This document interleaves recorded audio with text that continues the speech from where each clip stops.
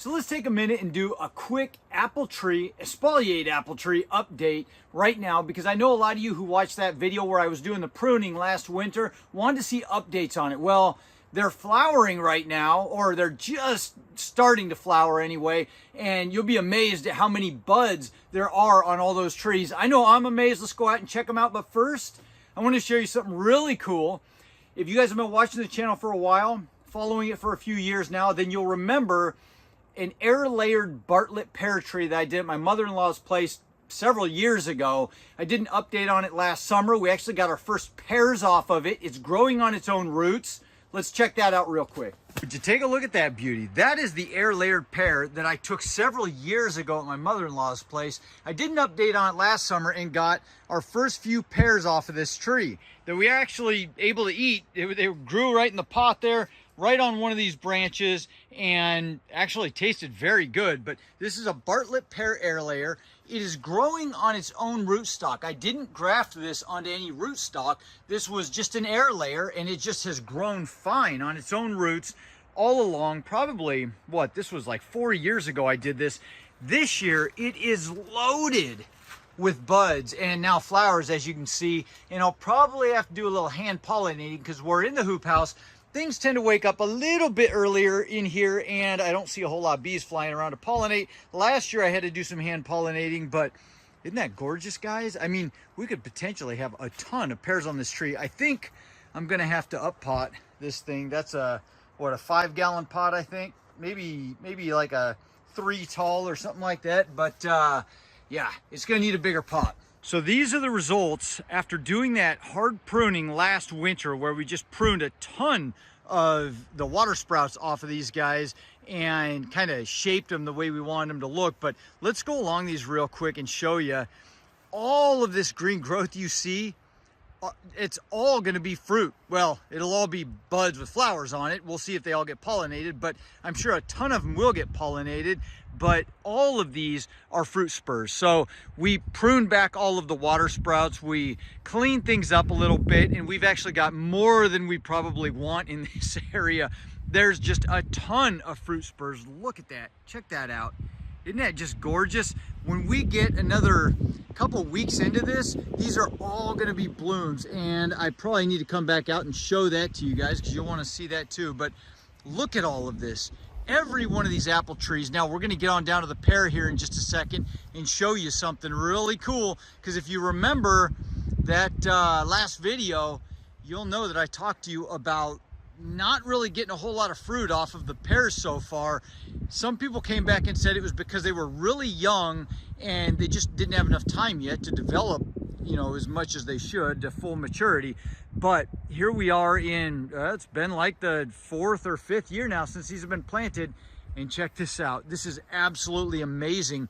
So we did a heavy pruning on these as well. This is the Bartlett right here, and we have got just loads and loads of flowers all over these things. They're just about ready to erupt here and start blooming like crazy. But look at all the potential fruit here.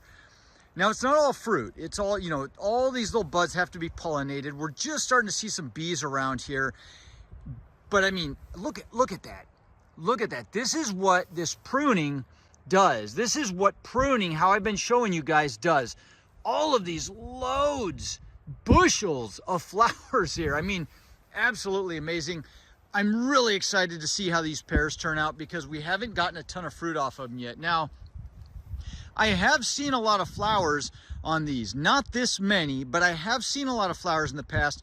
One problem we had was ants. When we had all the big fir trees back in here before we cleared all that for the orchard that you see past that fence, we had ant piles everywhere, and they were coming up in here and eating the heck out of all these flower buds and just the new starts of fruit. But now I'm not seeing them, and I think it's because we cleared all that area. But this tree doesn't have nearly as many. This is the Comus pear. I probably pruned it back a little heavier than the others, but you can still see quite a bit. A lot of little flower buds about ready to form. I'm going to show you something real quick here that some of you guys were asking about. Look at all of these. All of these are going to be flower buds, just tons of flowers on each one of these little sections, just like over here. Isn't that, look at that. That's Bartlett. Isn't that beautiful? Man, that is just gorgeous. I love this little cluster right here. It's just gorgeous. But let's talk about something here real quick. This is our moon glow pear. So we bought 3 pear originally, and a lot of people were asking about cross-pollination, saying you need cross-pollinators, that's why they're not fruiting that much. And I think the reason they weren't fruiting that much, in fact, I'm pretty sure I know, is because they were just young. They're young trees, and they're just starting to develop more and more. They're, like I said, like 4 years in the ground now. One of the things that we did originally was we purposefully picked pear trees that would cross-pollinate really well. So this is a moon glow, this is a Comus, and that one's a Bartlett, and they're all supposed to work real well together. In fact, this one was reported to be an excellent cross-pollinator with a lot of different pears. Now, if you remember over here, the one I just showed you, this Bartlett, all the way down there, it's got tons of buds already just about to bloom. And now over here, we've got buds that are getting closer, but not quite there yet. And then tons of them all over this thing. And then if you come over here, those little blooms, they're not even showing up yet. They're in there, they're just not opening yet. So these will start pollinating that Bartlett, and then as the Bartlett is done and starting to put on fruit, this will help continue to pollinate this, and this guy will pollinate this guy anyway. Time-wise, it's all going to work out great. These are all starting to flower right now, and I'm so excited to see how much fruit we get off of these pears, and the apple are just going to be extraordinary. Isn't that just a cool shot? I love these pollinated, or these espaliered trees. They're just so beautiful, and it's fun to do all the pruning on them. We'll have to do some summertime pruning on these as well. Isn't that cool, man? I love those espaliered trees. They look so awesome. They're going to look even better as those branches start thickening up over time.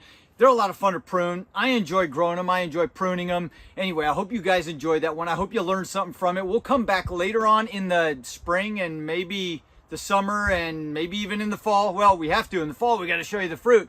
And we'll show you some updates as we go here, because I know a lot of you espaliered fans are excited to see how they turn out. So I hope you like this one. If you did, you know what to do. Hit the like button. Subscribe if you want to follow along and see how they turn out. Have a fantastic week, and I'll see you in the next video. Adios.